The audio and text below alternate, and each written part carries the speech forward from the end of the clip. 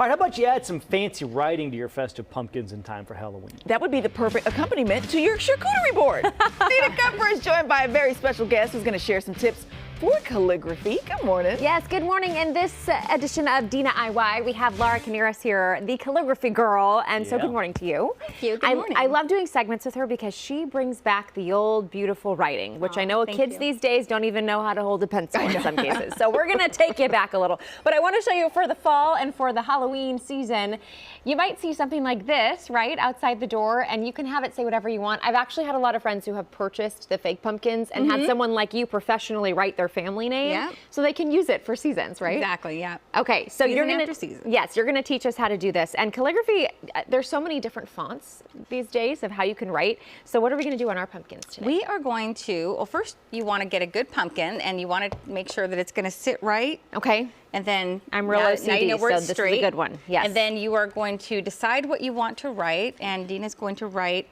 an H for Hazel and Harlow.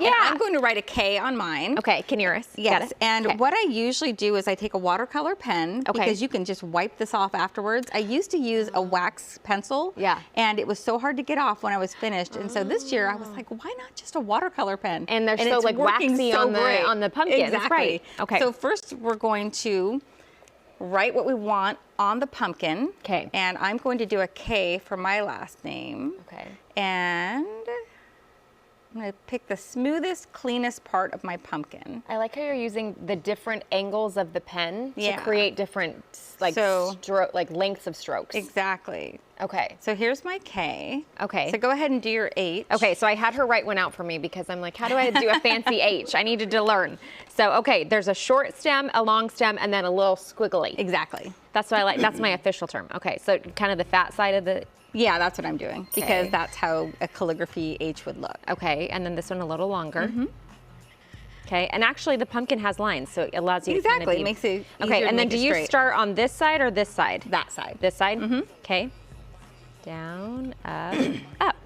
Okay. Exactly. And now you're going to take your Sharpie. Okay. And these oil-based Sharpies are the best because they stay on, and in fact, you could leave them out in the rain and they will stay on. Oh, okay. So shake it up a little. Shake it up. Okay. And then you're just going to lightly write. And so I'm going to use your little piece of paper to get it ink going. coming. Okay. And then you're just going to follow the lines you just did. Okay, and you can go right over the other. Yep.